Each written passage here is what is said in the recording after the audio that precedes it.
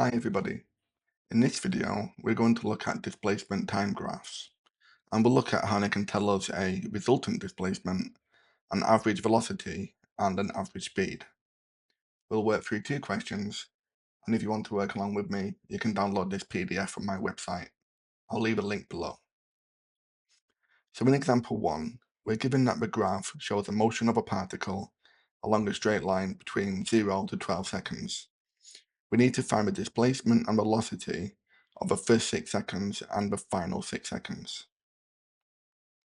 You can see in the first 6 seconds, we're heading away from a displacement. This is because we have a positive velocity, which is the gradient of this line. So this is the change in displacement against time. In the final 6 seconds, we're returning back to where we started, and then we're passing through by 3 meters. This is because we've got a negative velocity, which you can see from this negative gradient.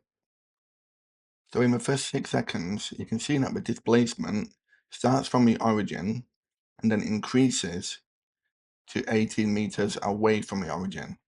So the displacement is positive 18 meters. And because the displacement is positive, the velocity will also be positive. This is the change in displacement over the change in time of 6 seconds. So this will give us positive 3 meters per second. In the final 6 seconds, because we're traveling from 18 meters away from the origin, back towards the origin, and then through that by 3 meters, we've got a negative displacement of 21 meters. And with the displacement being negative, this will give us a negative velocity, and this will be the negative 21 meters over the time of, again, 6 seconds. So this will give us negative 3.5 meters per second, okay? For part B, find the resultant displacement. Well, this is about our final position with respect to where we started. So we started with 0 displacement, and we've ended negative 3 meters away from that.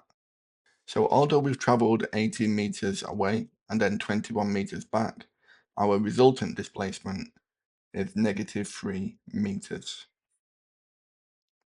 And this allows us to calculate the average velocity. This is the change in displacement over the change in time. So we've got a resultant displacement of negative 3 meters, and the change in time is a total 12 seconds. So this will give us negative 1/4 meters per second. And the average speed, this considers the total distance divided by the total time. The distance in the first part of our journey was 18 meters, and the distance in the second part was 21. So the total distance will be 39 meters divided by the 12 seconds. And this will give us 3.25 meters per second. Okay? So it's important we can differentiate between a resultant displacement and a total distance. The resultant displacement considers where we end in respect of where we started.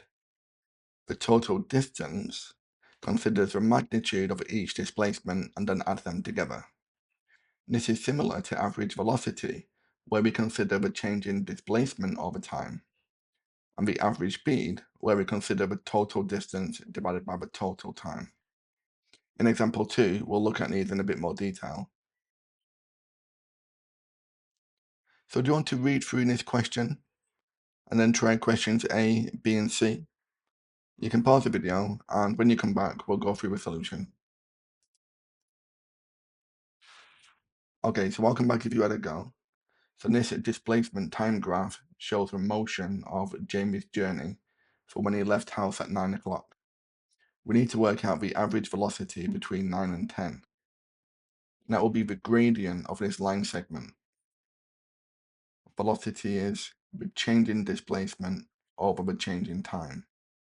And you can see the change in displacement is from 0 kilometers to 10 kilometers.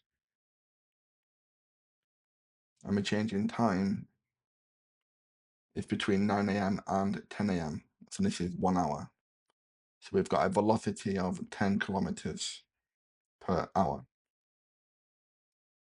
And then for part B, work out Jamie's velocity for each of his last two stages. So we have this one, we'll do in blue, and then we've got the final stage here. So between 11 o'clock and 1 o'clock, the change in displacement goes from positive 10 to negative 3. This will give us a velocity of negative 13 kilometers over 2 hours, which is negative 6.5 kilometers per hour. And then between 1 o'clock and 2:30, the velocity, the change in displacement from negative 3 to positive 2. So we'll have a positive displacement divided by a time of 1.5 hours.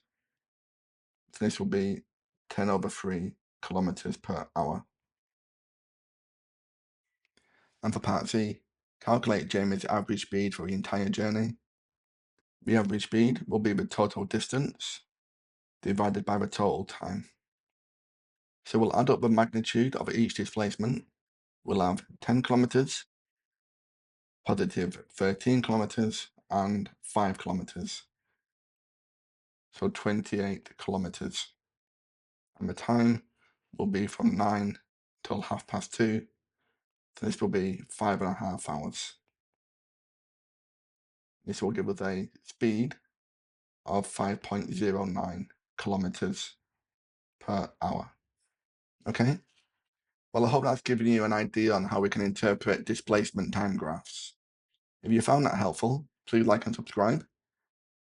And if you want more practice on this, you can download the worksheet and view the online lesson from my website, mrmathematics.com.